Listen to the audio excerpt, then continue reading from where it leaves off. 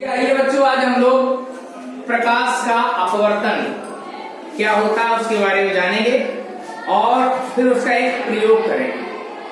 ठीक है, देखिए प्रकाश का अपवर्तन, जैसा कि हमने आपको बताया था कि जब कोई प्रकाश की किरण एक पारदर्शी माध्यम से दूसरे पारदर्शी माध्यम में जाती है।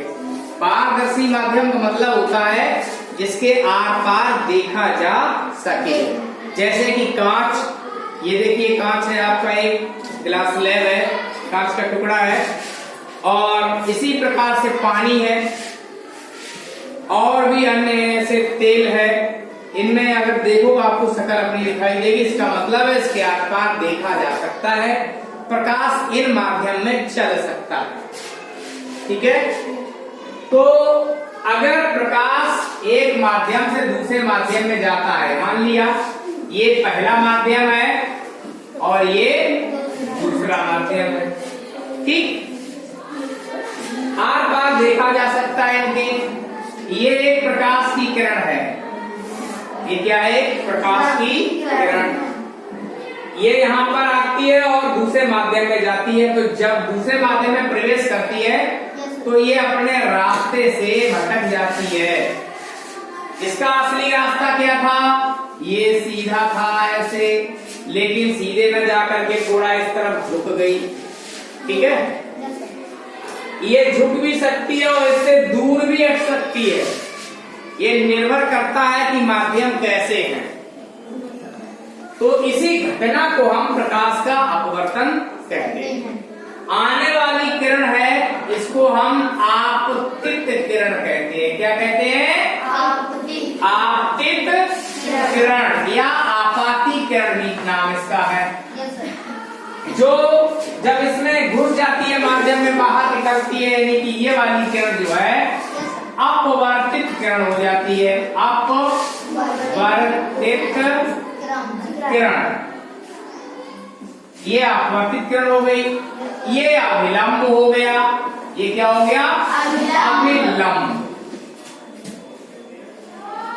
अब अगर ये माध्यम विरल है, विरल का मतलब जिसमें प्रकाश आसानी से चलता है। सघन का मतलब जिसमें चलने में थोड़ी तकलीफ होती है।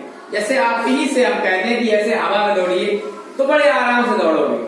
हम कहते हैं जरा पानी में दौड़िए तो मुश्किल होगी। तो पानी सघन है, हवा विरल है, कांच उससे भी ज्यादा सघन है। सघन का मतलब जिसका घनत्व अधिक होता है। तो ये अगर विरल है और ये सघन है, विरल से सघन में जाएगी तो अभिलंब की तरफ झुक जाएगी। ये झुक गई कि नहीं झुक गई? ये है विरल माध्यम। कैसा है ये, विरल। और ये है सघन माध्यम।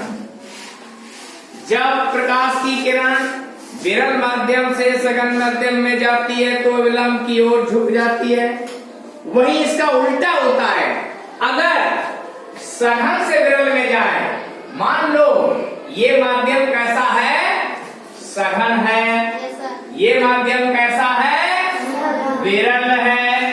अब प्रकाश की किरण आ रही है ये, तो क्या हो जाएगी, अभिलंब से दूर हट जाएगी। ठीक, अब देखो आपाती किरण और अभिलंब के बीच के कोण को आपतन कोण कहते हैं।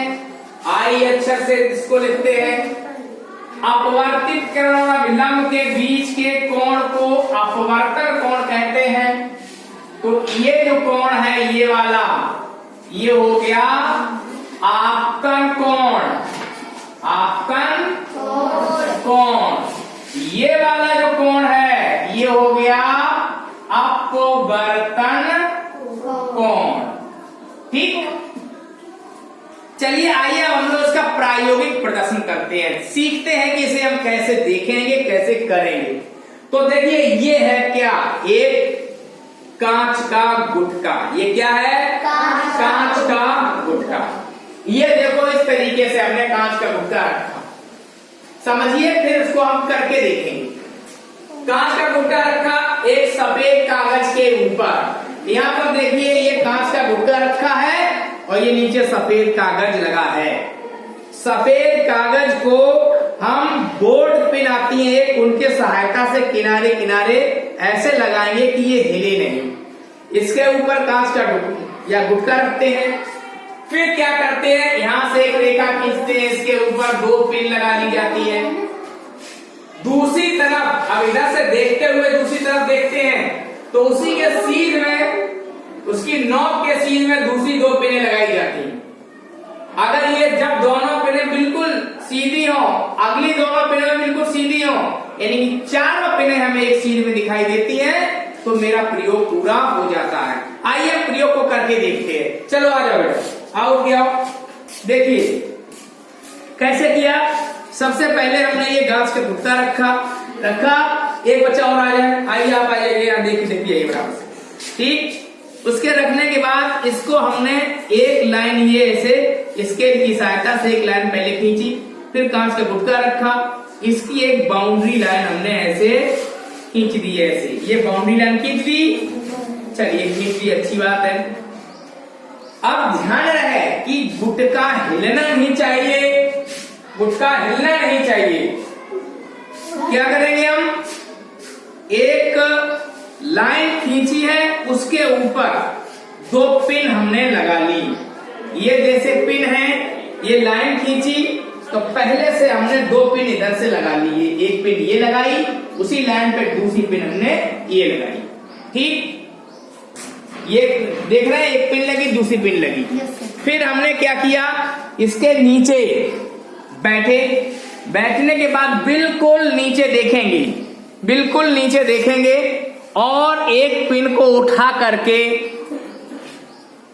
क्या करेंगे, एक पिन को उठा करके यहां पर लगाएंगे ऐसे, इसके सीध में बिल्कुल जड़ देखेंगे इसकी और उसके सीध में लगाएंगे जो ये पिन है। ध्यान रहे आपको इनकी ऊपर नहीं देखना है, आपको कांच में देखना है। जो गुटका है इसके अंदर देखना है, इसके अंदर देखना है और यहां से जो है बिल्कुल सीधा जब एक पिन लग जाएगी फिर उसी के सीध में अगली पिन को लगाएंगे और हम इस गुटके के अंदर देखेंगे। याद है, देखते समय आप एक अपनी आंख बंद कर लीजिएगा, उसके इसकी नोकें नीचे वाली नोकें, ये जो है यहाँ पर नोकें जो हैं इनको देखेंगे। अब ये चारों पिनें मुझे सीधी दिखाई दे रही है, बिल्कुल एक लाइन। हमारा प्रयोग पूरा हुआ। अब हम क्या करेंगे कि इस गुटके को हटा लेंगे। हटा लिया, उसके बाद पेंसिल से पहली पिन हटाएंगे, यहाँ पर एक गोला मार देंगे, दूसरी पिन हटाएंगे, इस पे गोला मार देंगे, ये पिन हटाएंगे, इस पे गोला मार देंगे छोटा सा, इसके यहाँ नोक लगी थी इसकी, ये गोला बना देंगे। अब क्या करेंगे, पिन को बॉक्स में डालेंगे। अब स्केल की सहायता से, अभी स्केल है नहीं, जब होगी तो देखिए, फिर क्या करेंगे हम, जहां से ये गोले पे ये थे वहां से एक लाइन सीधी ये इस तरह से खींच देंगे, ठीक। जब खींच देंगे उसके बाद जहां पर ये पहली वाली पिन लगी थी और ये दूसरी वाली पिन लगी थी, इनको हम मिला देंगे ऐसे सीधे।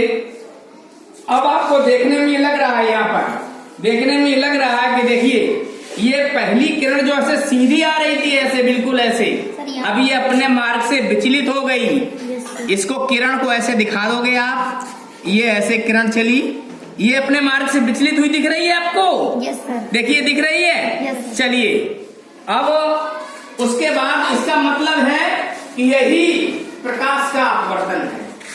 प्रकाश किरण का अपने मार्ग से भटक जाना, अपने मार्ग से विचलित हो जाना, यही प्रकाश का अपवर्तन है, ठीक है। अब इसका आगे प्रैक्टिकल भी होता है कि हम इसका अपवर्तनांक कैसे निकालें, तो वो जब हम अपवर्तनांक पढ़ाएंगे उसके बाद इसका अपवर्तनांक हम याद करेंगे। तो आपने सीखा कि अपवर्तन क्या है, ठीक है, प्रयोग द्वारा सीख लिया। प्रकाश की किरण का अपने रास्ते से हट जाना, यही प्रकाश का अपवर्तन है, ठीक।